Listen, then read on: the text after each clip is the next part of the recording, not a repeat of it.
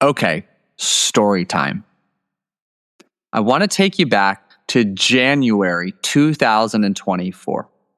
At this point in my journey, I was 4 years into prioritizing mindset and performance coaching. And this was coming off of the tail end of an incredibly intense and successful decade-plus chapter of nutrition coaching. More to come on that.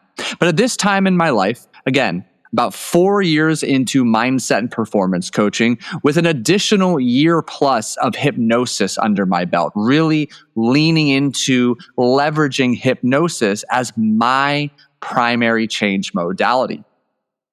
Leads were consistent, clients were consistent, large in part due to A, using my existent past client pool, and then B, serving as one of the team members under my mentor who, in essence, would share leads with me, take a cut. And this combination was so potent because it gave me an opportunity to accumulate hundreds, thousands of coaching sessions, repetitions to rapidly accelerate skill development.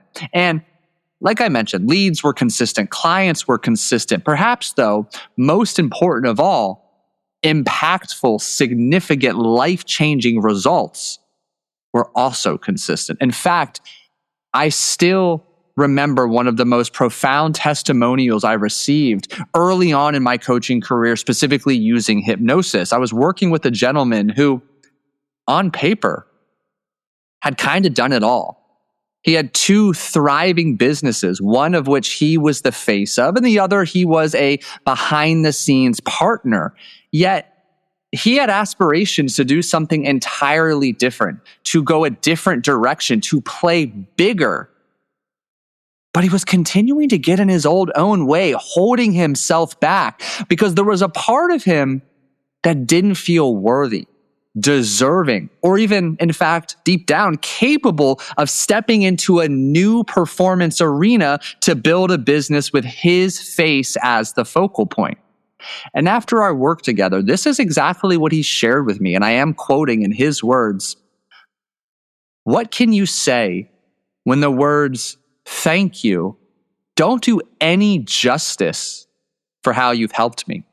I've spent over 2 decades immersed in personal development, investing in therapy, life coaches, mentors, business coaches, and I can honestly say that our deep dive sessions together revealed as much, if not more to me, than any number of hours I have spent with others. More importantly, you helped me clarify and then really identify the one thing that has been holding me back, and then supported me in attacking it with courage, embracing it with love, and removing that obstacle from my path towards being my true, authentic self in this world, or, as I'd like to say, unfuckwithable.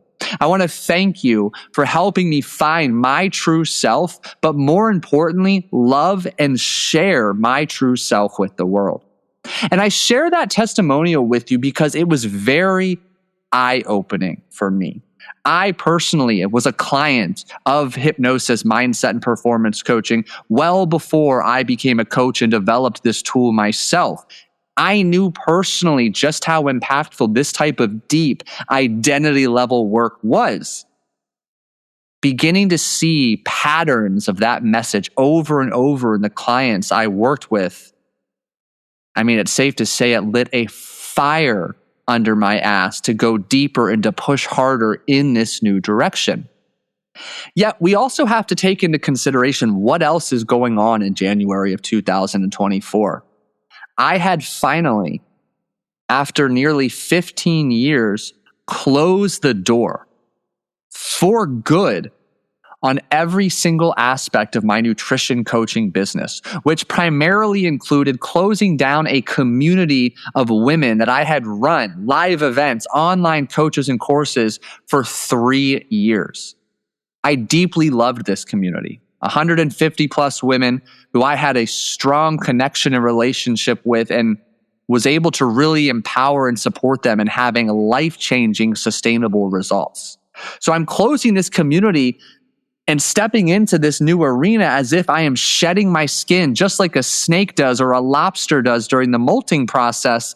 And I'm feeling not only a bit vulnerable, naked, but a bit lost. At this time, I was helping anybody and everybody I could, leveraging this tool, hypnosis, that had changed my life personally and was really beginning to change the life of some of the clients I worked with early on.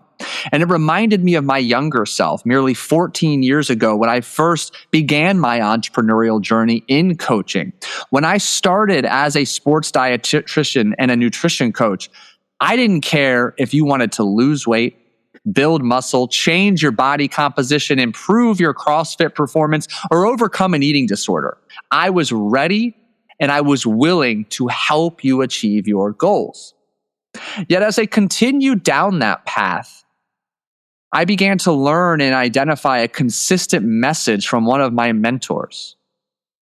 The riches are in the niches. So I niched down.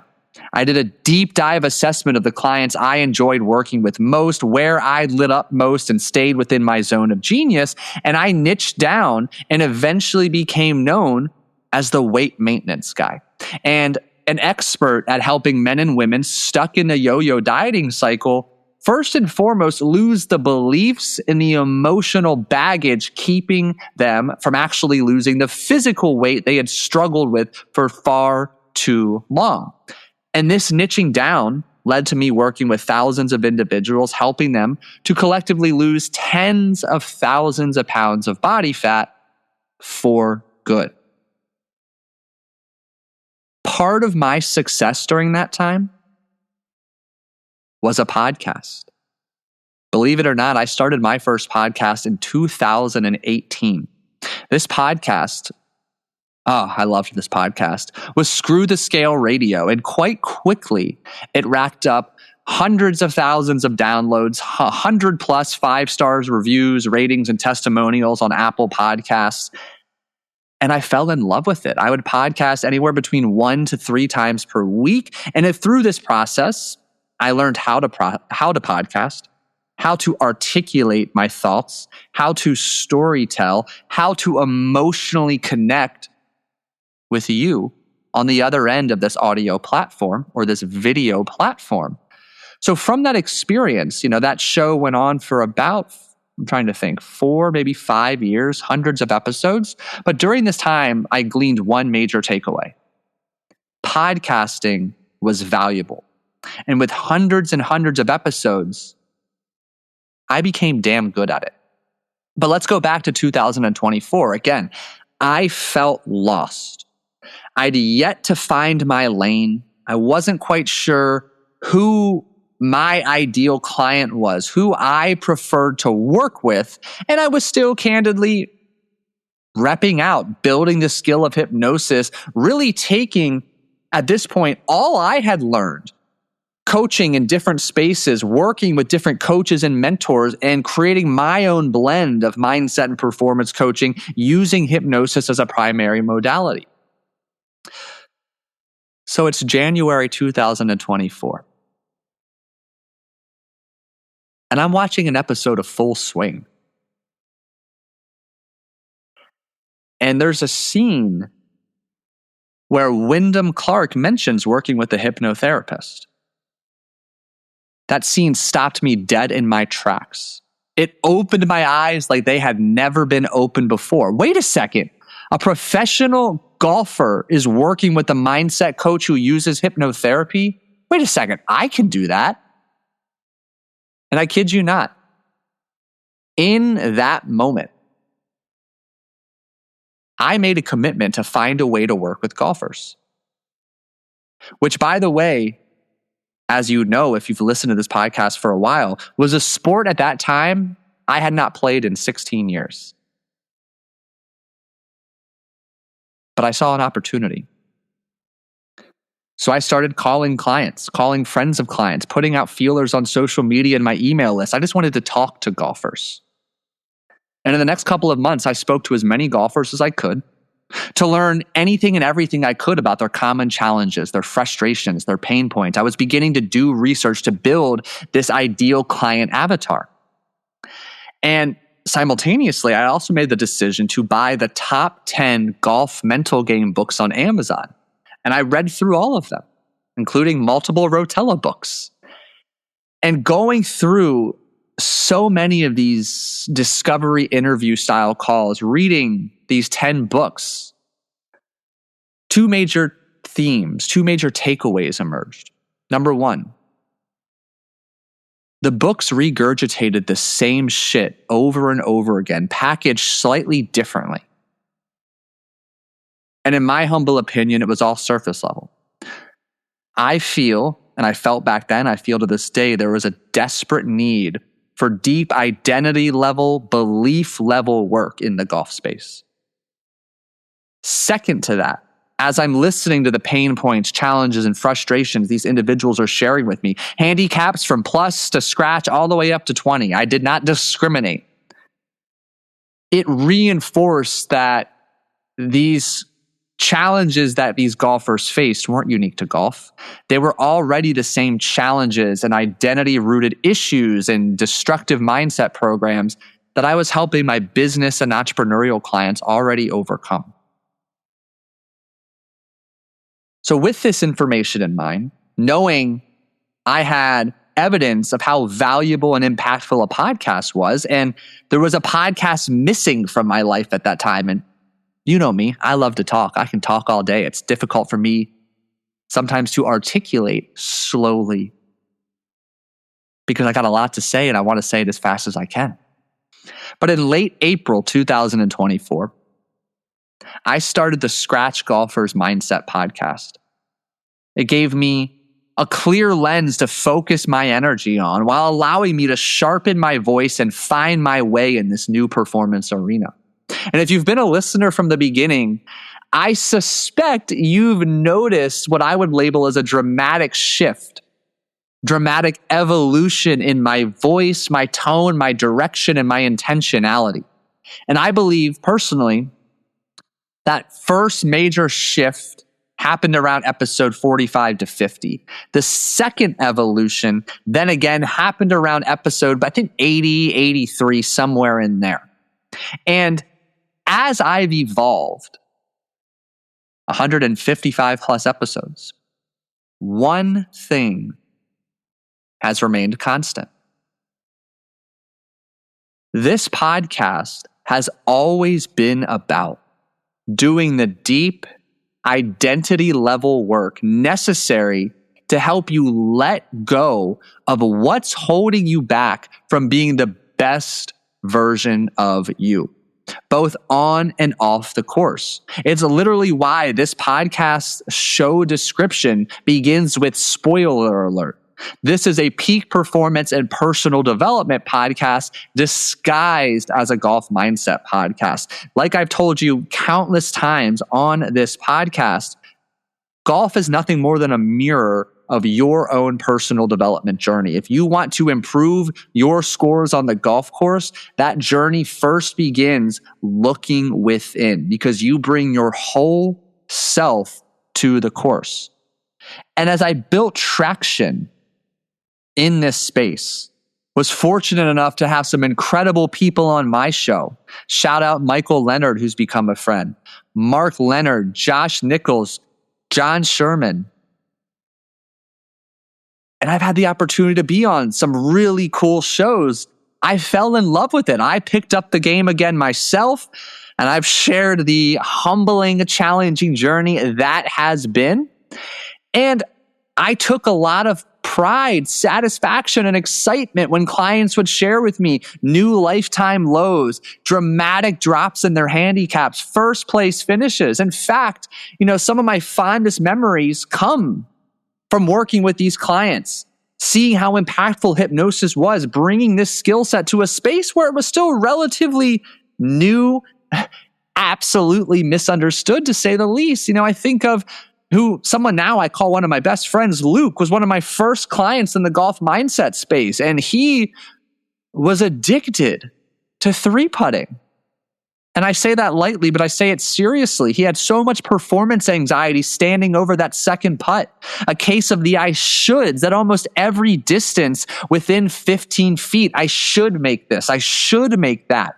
And through our work together, I mean, he rattled off multiple tournament victories. I believe it was either 45 or 54 holes. Don't quote me on that, without a 3-putt early on in our time together. And we radically improved his game, his confidence, to the point his handicap in the first year dropped from 8.1 to 1.6.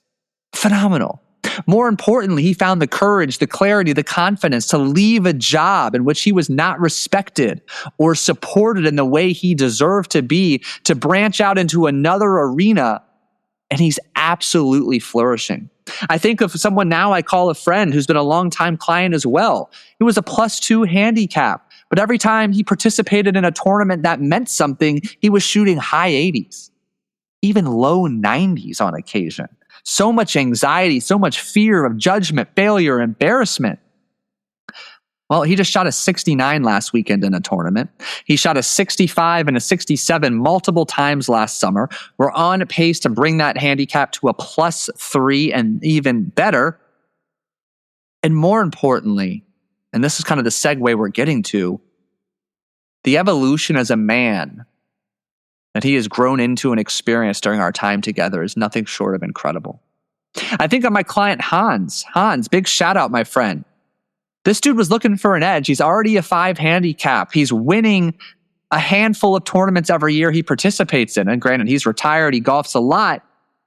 And he's still hungry for more. And we identified some of those blind spots in his mentality, the frameworks and beliefs he had to not only shave a couple strokes off his handicap, but it's almost as if first place was the norm. He was just winning. He was winning. He was winning. Big shout out to my client Lisa right now too, who I know is an avid listener. Lisa, I appreciate you.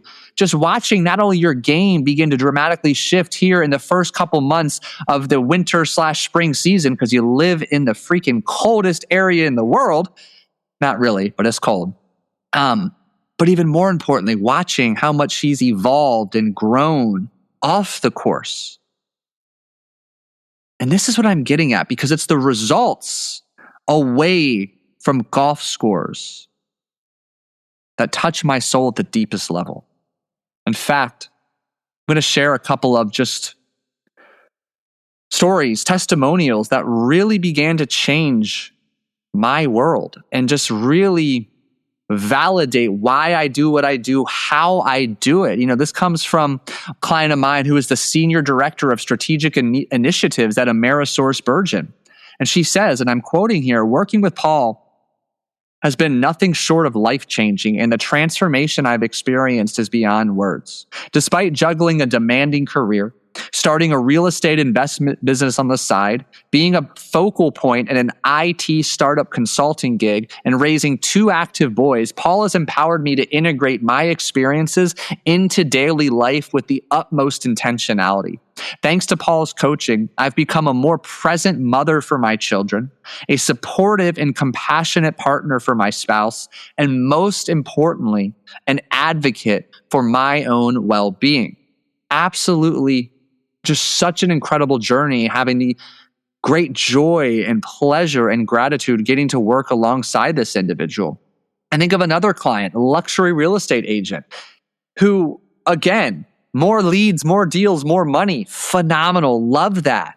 But when we compare it on the back end with the deep-rooted work that allows her in this case, to continue leveling up in a sustainable way without the expense of her own well-being, it's priceless. And I say in her own words, as I quote, working with Paul was one of the most impactful decisions I've made for my professional growth. He brings a rare combination of life and performance coaching experience in the sports world and nutrition world to the business world. He's helped me reflect deeply on areas, past and present, that were creating boundaries for me professionally. His approach is grounded in wisdom, and he made every session feel both supportive and transformative. He has a remarkable ability to listen to what I'm really saying beneath the surface, to ask the right questions and help you uncover insights you didn't even realize you were searching for. He creates a space where you feel safe to be honest, explore difficult emotions, and challenge old patterns. Yet, at the same time, he offers clear, actionable strategies that make real change not only possible, but achievable. And the one more that I'll share that stands out to me was working with a client who at the time, Tristan, he owned 2 specific locations for his business. And in 8 months of working together, that number of shops he owned went from 2 to 11, which in his words, exceeded all expectations. And I quote now, when I first came to Paul, I was looking to take my business to the next level, improve my mental well-being, and work on the internal blocks that were holding me back from becoming the best version of myself. Through hypnotherapy and performance coaching with Paul, the transformation has been incredible. I've noticed not only my shops growing from 2 to 11, but profound changes in my personal life, feeling less stressed, more focused, and more determined than ever before. One of the biggest breakthroughs was addressing the deep-seated childhood blockages that had been affecting me for years. With Paul's guidance, I was able to release old patterns and experience a new sense of clarity and peace. My anxiety levels have significantly decreased. I feel lighter, more balanced, and empowered to move forward.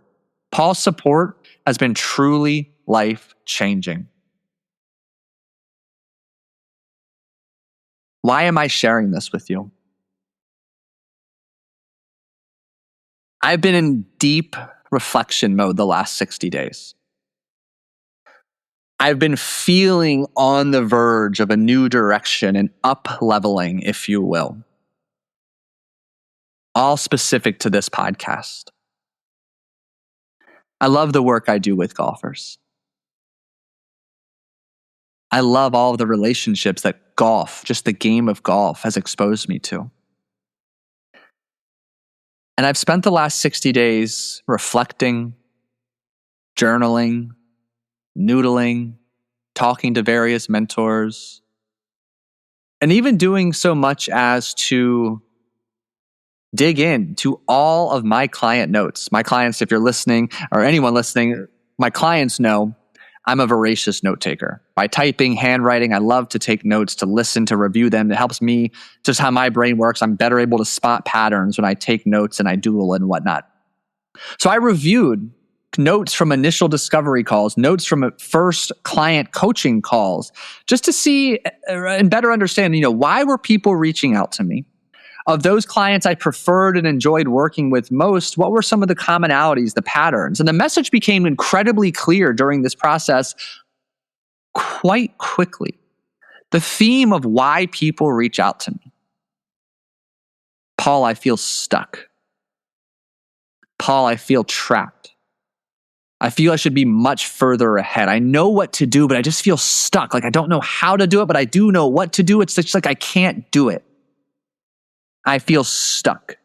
That was the theme. Whether it was a realtor, a lawyer, a doctor, a surgeon, a CEO, a CFO, a franchise owner, a professional poker player, a professional athlete, a professional full-time day trader, an amateur golfer, a professional golfer. The theme was, I feel stuck. And as I've spent the last 60 days or so pondering the evolution of this podcast, aligning it with where I want to be, where I'm going the next 90 days, 6 months, 12 months, and beyond. Well, I'm excited to share with you and introduce the new direction, brand, and name of the podcast you're listening to. Welcome to the Unstuck High Performer Podcast. This podcast is for the high performer who knows they're capable of more, but feels stuck, underperforming relative to their potential. Specifically for CEOs, top-level executives, owners, founders, and ambitious professionals, this podcast helps you identify and eliminate the invisible resistance keeping you stuck in patterns of indecision, overwhelm, burnout, and quiet self-sabotage. If you know what to do, but aren't doing it consistently, this show is for you. This is the natural evolution of me, the show. I'm beyond words excited to share this with you, for you to be a part of the ride if you so choose. It feels so aligned. There's excitement. Candidly, there's uncertainty. And remember, both can exist.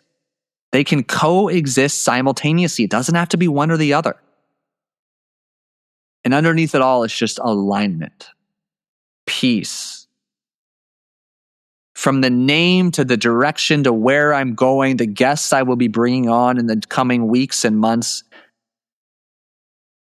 it feels me. And I am just so grateful I get to share this with you and continue on this journey.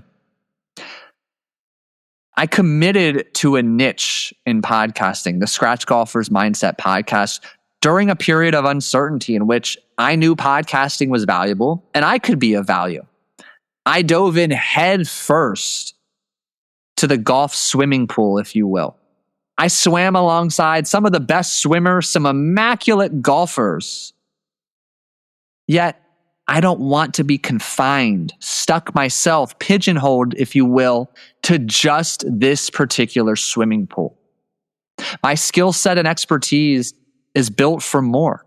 And in fact, seeing the Scratch Golfer's Mindset podcast and golfers not being the only population I work with, it's created some friction, incongruency, and just downright confusion. In fact, just last week, I had another DM. Hey, Paul, love the podcast. It was referred to me by a friend. Do you work with people who are not golfers?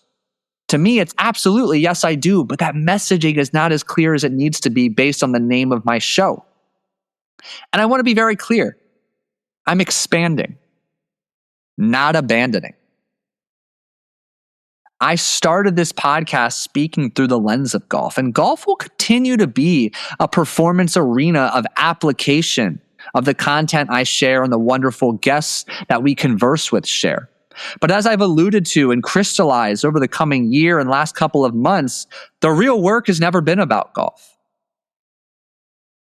It's been about identity, pressure, performance, fear, confidence, emotional mastery, and helping successful, high-performing people just like you stop underperforming relative to your potential. And I know to be true that when I get you unstuck, you're able to better lock in. And when you can better lock in, then and only then can you level up. So again, I'm not abandoning. I'm merely expanding, because the crux of what I coach on, the crux of what I talk about, identity change, execution under pressure, destructive mindset programs, subconscious resistance, emotional regulation, and performance psychology. There's an opportunity to get this content out in front of more people, non-golfers and golfers alike. The current name, the Scratch Golfer, I should say the former name, the Scratch Golfer's Mindset Podcast, represented where I started. And this new name, the Unstuck High Performer Podcast, it represents where I am going. And what you can expect moving forward: solo episodes on Monday, incredible conversations and interviews with guests every single Thursday, more video content, more Instagram, more YouTube. I'm doubling down. I'm pouring gasoline on this fire that is a podcast of mine. And I'm grateful and looking forward to you sharing this journey with me. So that's what you can expect. And I want to conclude this conversation by crystallizing and clarifying for you why most high performers stay stuck, using parts of my story, this pivot and upgrade, to illustrate some of those commonalities as to why someone like you, who's had success but may be struggling to either maintain this level of success in a sustainable manner without the cost of your marriage or your relationship with your children or your health, or maybe you're someone who's achieved success and is struggling to get to the next level. I want it to be clear that I understand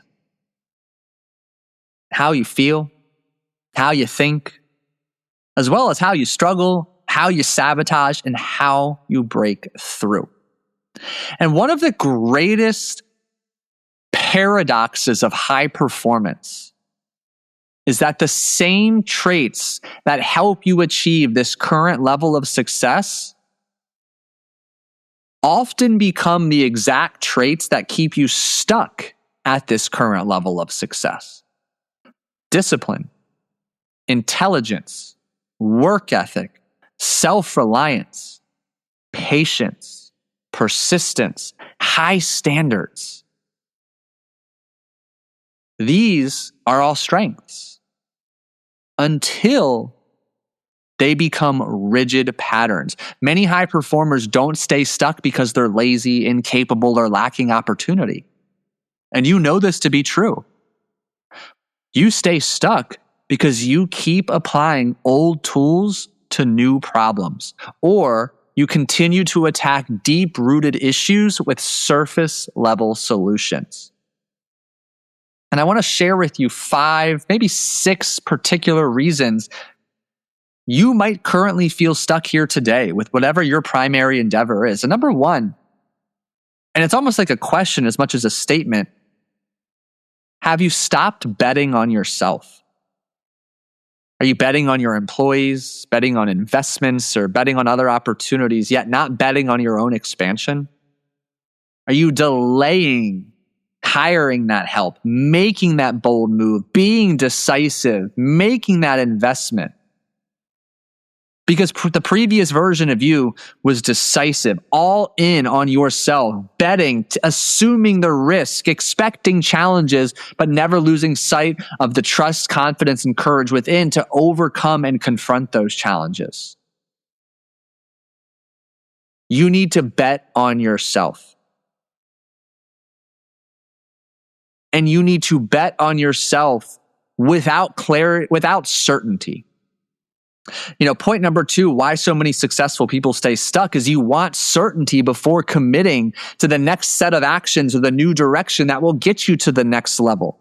You want the guarantees. You play small. You want proof it'll work. You want all of your ducks in a row before you take action. That's indecision, procrastination, hesitation, and it's costing you financially, emotionally, psychologically. Look, I've pivoted multiple times in my coaching career. I've left the arena of collegiate and professional athletics to go into sustainable weight loss, to go into poker, to go into mindset and performance coaching, and pivoted my ideal targeted audience multiple times over. And I'd be lying to you if I didn't say I'm experiencing a little uncertainty and angst about the new direction of this podcast. Will all of you stay on? Will I reach the new audience that I'm targeting? Will my messaging land? Will it be clear? Will it be impactful? I don't know with 100% certainty. What I do know is I have a massive bank account of deposits of evidence that I can podcast. I can start into a new niche. I can start over. I can grow a podcast. I can change lives, and I can impact people through my messaging, through my podcasting, through my content, through my coaching.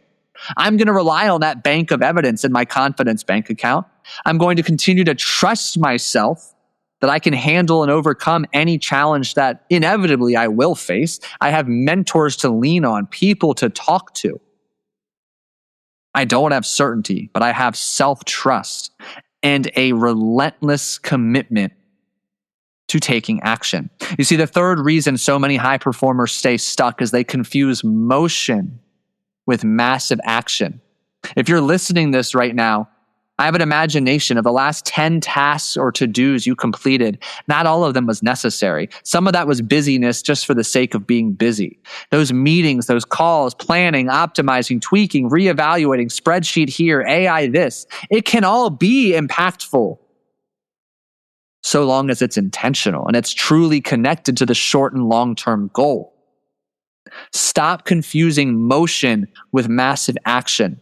Truthfully speaking, it's likely you need to do significantly less, better to get to that next level.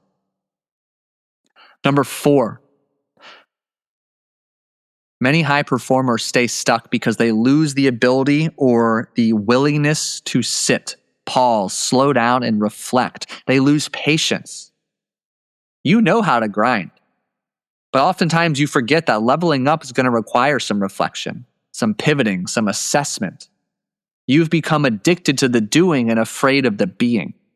And it's funny, during this 60-day window, I made a couple changes in just how I structure my days and therefore my business to better align with the type of father I want to be and my other extracurriculars and passions. I know you read through the lines, golf, duh. But all jokes aside, I cleared up a lot of space on my calendar the last 2 months. Didn't take on as many new clients. And this was in part due to some internal friction I was experiencing and some great candid feedback and conversation with one of my coaches who, bonus, you'll get a chance to meet as I'm interviewing him. That will go live this coming Thursday. Really looking forward to that. But he pushed me, as more time appears in your day-to-day, don't try to fill it. Absolutely, do not try to fill it. Be, sit, reflect.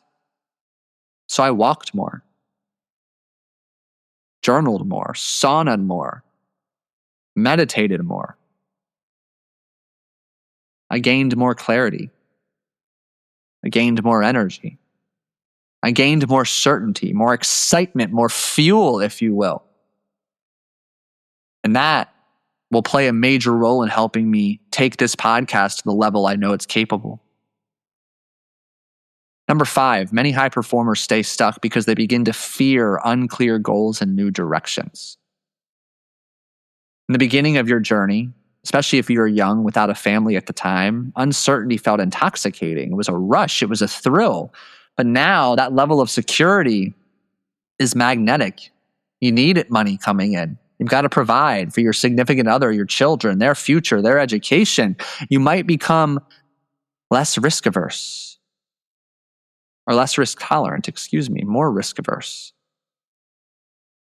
And although there are seasons of when and how risk should be evaluated, you might have begun to operate from a place of fear, a place of anxiety that is leading to indecision, inaction, and playing small. And inevitably, you continue to remain loyal to an old version of yourself where next level success requires a new version of yourself. And I want to pause there. Those are the 5 key reasons I want to share in this particular episode as to why high performers like yourself continue to stay stuck. Again, you stop betting on yourself. You want certainty before committing. You confuse motion with massive action. You lose patience. You stop making time for being, reflecting, and you fear lack of clarity. And you let fear take over your decision-making and action-taking. And the result is an accumulation with massive compounding impact of mental, emotional, physical, identity, even relationship-related pain. Constant overthinking, decision fatigue, second-guessing, quiet feelings of anxiety, resentment, or anger, feeling like you're behind, overwhelmed, while also dealing with some aches, some pains, chronic tension, poor energy, poor sleep, and inability to turn off and relax. You're not present in your relationships. So the shifts that I'm inviting you to make are first and foremost really beginning to bet on yourself, to audit where and how you have started playing small, to move forward with incomplete information. It's Colin Powell who often gets attributed to that 40-70 rule. You need between 40 and 70% of information to move forward. You don't need the full picture. But if you have about 40% of the information, you can begin to take intentional action in the right direction. And you can always pivot, audit, pivot, get back on track, review and assess and move forward as you continue to collect more information.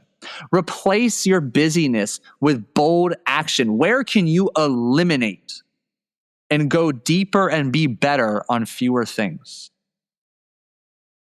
And through this increase in massive action on fewer things, where and how can you pair that with consistent reflection?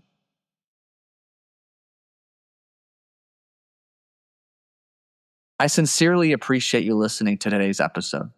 I appreciate you for listening to the entirety of this show, whether you picked up a week ago, a month ago, or 2 years ago at its inception. Thank you. And my reminder for you as we wrap up this episode, this new direction, chapter, and journey together, is the following. When you get unstuck, you can lock in. And when you're able to effortlessly lock in, then you can level up. If this episode resonated with you, take that seriously. It usually means that part of you knows it's time for change. And if you're a high performer ready to break free from what's been holding you back, take action now. Use the link in the show notes to apply for one-on-one private coaching with me. And I'll conclude this episode with a simple ask. Share this episode. Share this show with the high performer you know who's quietly struggling, or maybe even outwardly struggling, expressing feelings of stuckness, trapped, cage in. Get this show in front of him or her. I thank you so much for listening. Make today great, and I'll catch you in Thursday's episode.